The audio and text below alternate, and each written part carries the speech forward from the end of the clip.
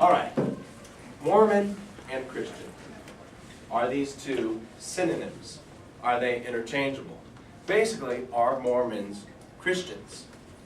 According to research done in the last several years by the Barna Group and PEW Research,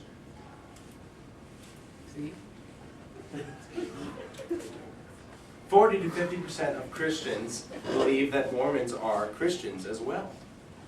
And going along with this statistic, through a survey I've taken of this class earlier in the year, just under 40% of this class believes that Mormons are Christians. And this is a problem because Mormons are not Christians. Mormons differ on very many beliefs that we hold as Christians. And 4 major issues are outlined in Dr. David L. Rowe's book, I Love Mormons. And I'd like to outline those 4 characteristics, those 4 issues for you today. The first issue is this: what kind of God is God? Basically, who is God? According to Mormons, God is essentially no different than us. God is a limited being. He is limited intellectually and physically, just like we are. Through a quote by Joseph Smith in one of his many sermons, he says, "The mind or the intelligence which man possesses is co-equal with God himself." Mormons believe that God and man have the same thoughts, that our intellectual abilities are the same. In Richard N. Osling's book, Mormon America, he quotes the 5th president of the LDS Church, Lorenzo Snow, who says, "As man is, God once was. As God is, man may become." Mormons believe that God is an exalted man, and that he was a man before he became a god, and now he became a god just as we have the ability to become gods someday. In Christianity, of course, we believe that God is radically different than anything we could ever understand. In Isaiah 55, 8 through 9, it says, "For my thoughts are not your thoughts, nor are your ways my ways, declares the Lord. For as the heavens are higher than the earth, so are my ways higher than your ways, and my thoughts than your thoughts." God is so much bigger than anything we could ever understand.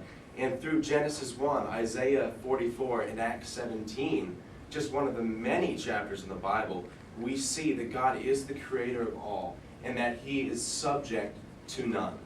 The second issue is, what kind of Jesus is Jesus? Mormons believe that Jesus is just another limited God. He's just as limited as God is, and he is separate from God. They believe that Jesus paid for our salvation in part. There is still a small part of our salvation that we must attain ourselves. In Christianity, we believe that Jesus is not just another limited God, and that he paid for our salvation in whole, and that there's nothing else that we have to do to earn our salvation. The third issue is, what is grace all about? In Mormonism, grace is conditional, and it's offered to only people who are worthy enough. This is where we have to prove ourselves, and this is where we attain a part of our salvation that Jesus cannot cover himself. In Christianity, grace is unconditional, and Jesus offers it to everyone, not just those who are worthy enough. And the fourth and final issue is, what kind of revelation from God is authoritative?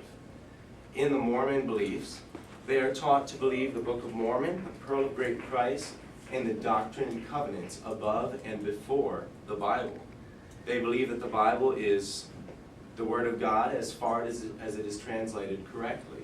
They believe that it has been falsely translated over the years, and that there are errors in it. As Christians, we believe that the Bible is the sole and ultimate authority. We believe that it is the Word of God and that it is accurate. Mormons are not Christians because they differ on many beliefs. 4 of these major issues that they differ on is God, Jesus, grace, and the Bible.